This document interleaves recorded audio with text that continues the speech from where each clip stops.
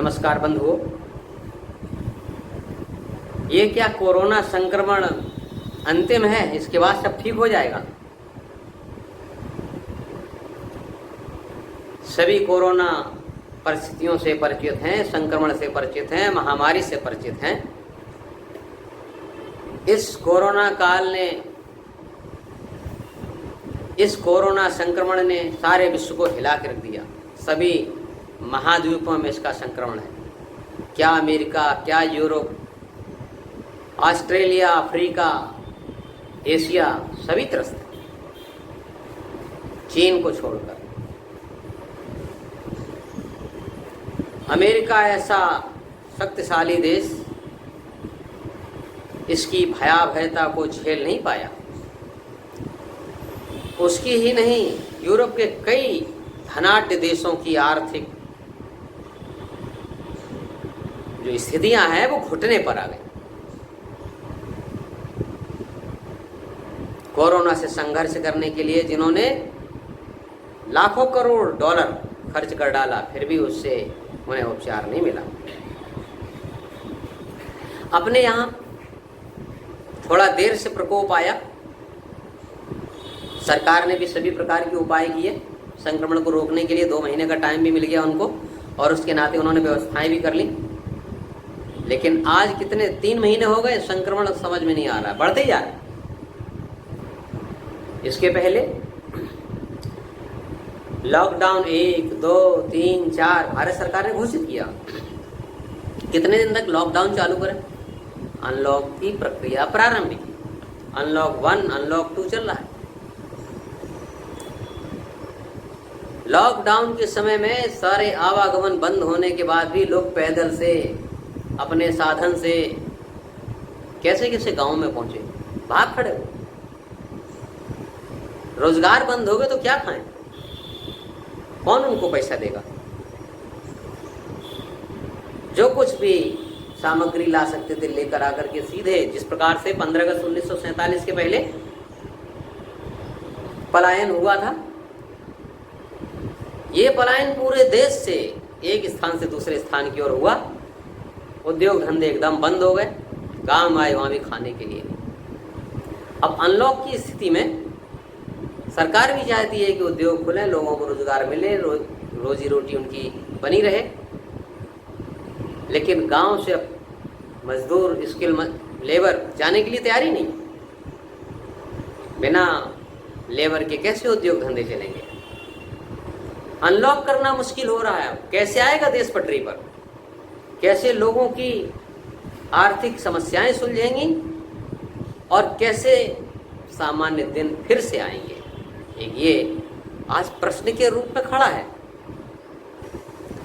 मैं कोरोना संक्रमण से लोगों को भयभीत नहीं करना चाहता, लेकिन शत्रु आदृश्य है, स्थितियां अस्पष्ट हैं। इन परिस्थितियों में जब इसके सामने लिए वैक्सीन नहीं है तो सावधानियां ही इसका उपचार है। प्रिकॉशन आवश्यक। इसलिए आज ऐसा भी नहीं कि सावधानियां लोगों को मालूम ना हो। सभी लोग सावधानियों से अच्छी तरह से अवगत हैं, क्योंकि मीडिया के प्रयास से घर घर ये चीज लोगों को मालूम। लेकिन एक दुर्भाग्य है कि हम लापरवाह हैं। किसी चीज को गंभीरता से लेने की आदत ही नहीं। इसलिए सारी सावधानियां मालूम होने के बाद भी लापरवाही बरतते हैं। कितने लोग आज भी मसाला खा रहे, पान मसाला खा करके सब जगह थूक रहे हैं।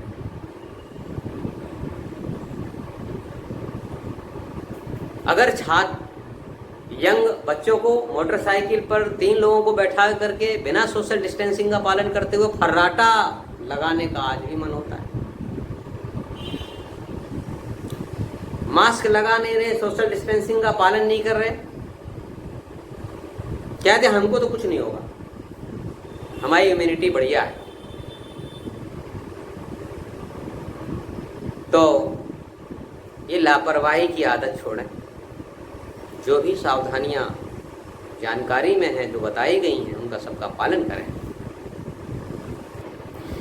एक बात बड़ी उभर कर सामने आई है, कोरोना और इम्यूनिटी का इनवर्स प्रोपोर्शन है, रिलेशन। इम्यूनिटी ज़्यादा, कोरोना के संक्रमण की संभावना कम। इम्यूनिटी कम, कोरोना के संक्रमण की संभावना ज़्यादा।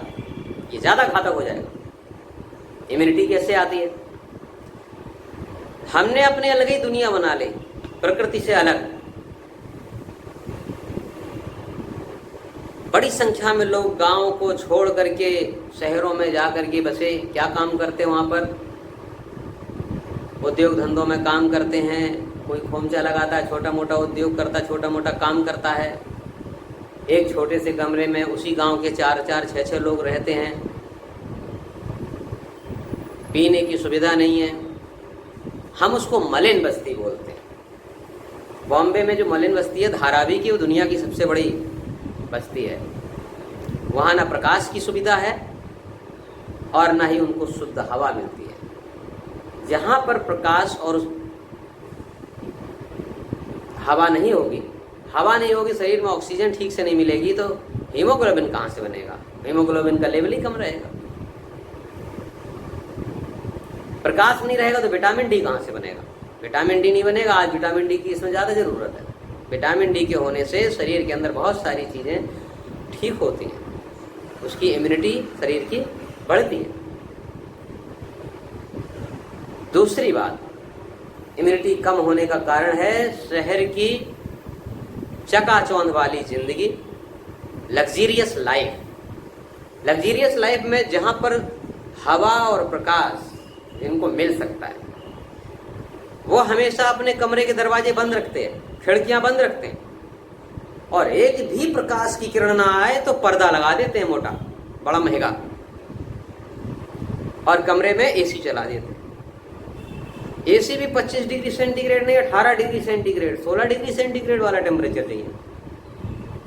जुकाम हो जाता है तो फिर इनहेलर या नेजल ड्रॉप्स उसका इस्तेमाल करते हैं। शरीर में जो जो बीमारी होती है उसके लिए एलोपैथी में दौड़ लगाते हैं। इस तरह से अप्रकार प्राकृतिक जीवन जी करके लोग अपनी इम्यूनिटी को कमजोर करते चले जा रहे हैं। आज उसी नौकरी को अच्छा कहा जाता है जो कुर्सी पर बैठ करके एसी कमरे में कंप्यूटर के ऊपर काम करने का काम हो। कुर्सी पर बैठने की संस्कृति की वजह से, श्रम विहीनता की वजह से हमारे शरीर की इम्यूनिटी समाप्त हो रही है। आश्चर्य होता है, बड़ा दुख होता है। हम देखते हैं 20 साल का लड़का जब 25 और 30 साल की उम्र आते आते शरीर 1.5 गुना वजन का हो जाता है। सारी जिंदगी घुटने उस शरीर का वजन ले ही नहीं सकते। श्रम से इतना दूर। श्रम को करना तौहीनी वाली बात होती है। और ये लोग न सवेरे घूमना पसंद करते हैं, रात में देर तक सोना, देर तक खाना, और सवेरे देर तक सोते रहना। न धर्म कर्म उनके जीवन में है, न पूजा पाठ ध्यान है, और न व्यायाम। भोजन जितना आवश्यक शरीर के लिए है, व्यायाम उससे ज्यादा आवश्यक है। इस तरह से श्रम विहीन जीवन की वजह से हमारी इम्यूनिटी घटती चली जा रही है, और इसी का परिणाम हुआ कोरोना ने एक विशेष व्यक्तियों के विशेष वर्ग को अपना टारगेट बना लिया। उसने ढूंढ ढूंढ कर देखा किसकी इम्यूनिटी कमजोर है, कौन हवा धूप पानी से दूर रहता है, अटैक किया उसी पर। ये अप्राकृतिक जीवन हमारी इम्यूनिटी को समाप्त कर देता है, और इसकी वजह से देखने में आ रहा है कि कोरोना ने ऐसे शहर संस्कृति को टारगेट किया हुआ है, और शहर खाली हो गए, लोग गांव में आ गए। अब गांव से शहरों में जाने के लिए लोग तैयार नहीं। जब हमारे ऊपर आफत आएगी तो सहायता के लिए कौन आएगा? कोई आने वाला नहीं है। तो आज की स्थिति तो ये है कि कोई भी देश सहायता करने की स्थिति में ही नहीं है। इसलिए भारत को आत्मनिर्भर बनने की जरूरत है। भारत को आत्मनिर्भर होना पड़ेगा, और आत्मनिर्भर भारत के लिए पूर्ण विकसित ग्राम्य जीवन पद्धति की जरूरत है। अगर हमारे गांव अच्छी प्रकार से विकसित नहीं होंगे तो भारत आत्मनिर्भर नहीं हो सकता। आगे सरकार की, केंद्रीय सरकार की पंचवर्षीय योजनाओं का टारगेट अगर होना चाहिए तो केवल ग्राम्य जीवन का विकास, विकसित ग्राम की स्थापना, जहां गांव में आजीविका होने के साथ साथ शिक्षा की पूरी सुविधा हो और साथ में अच्छे इलाज की भी व्यवस्था हो, तभी पलायन रुक पाएगा। शहरों का विकास जो है बहुत हो गया, लेकिन गांव के विकास की अब जरूरत है। इसकी आज बड़ी आवश्यकता है। इसके साथ ही एक बात और ध्यान देने की जरूरत है। इस कोरोना काल में एक बात ध्यान में आई है, संवेदनहीनता जो हमारा स्वभाव बन गया है। घर के लोग हमारे, बाकी लोग पराए। जब लोग घरों में आए हैं, वापस आए हैं, बच कर के आए हैं, तो कई जगह के समाचारों में दिखाई दिया है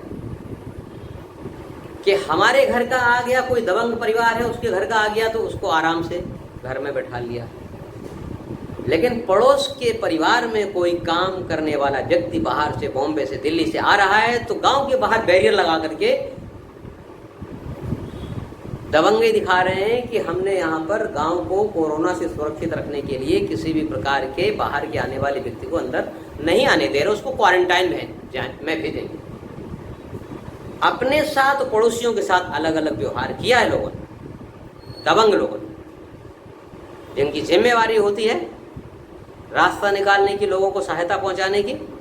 शक्ति भगवान देता है परपीड़ा के लिए, नहीं परपीड़क मत बनिए, संवेदनाओं को मत समाप्त करिए। क्या आप समझते हो कोरोना अंतिम है? अमेरिका छोड़ देगा दुनिया को?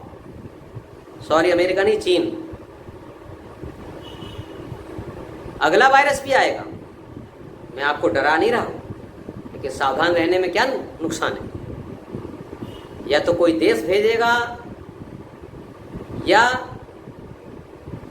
प्राकृतिक आपदा भी हो सकती है। प्राकृतिक आपदा के संघर्ष में भी हम सब लोगों को मिल करके अगर खड़े हुए तभी उसका रास्ता है, नहीं तो रास्ता नहीं मिलेगा। संवेदनशीलता बनाए रखें। हमारे पास सामर्थ्य है, शक्ति है, उसका उपयोग इंसानियत, मानवता के लिए करें, दबंगई दिखाने के लिए नहीं। कोरोना एक अवसर है सेवा करने के लिए,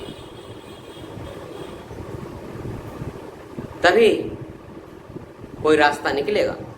परमेश्वर से प्रार्थना है, सर्वे भवन्तु सुखिनः, सर्वे सन्तु निरामया, सर्वे भद्राणि पश्यन्तु मा कश्चित् दुख भाग भवेत्। चैनल SN कोस्टा स्वदेशी भाव को सब्सक्राइब करने का कष्ट करें। हमारे वीडियो को देखकर इसे लाइक और शेयर करें। धन्यवाद।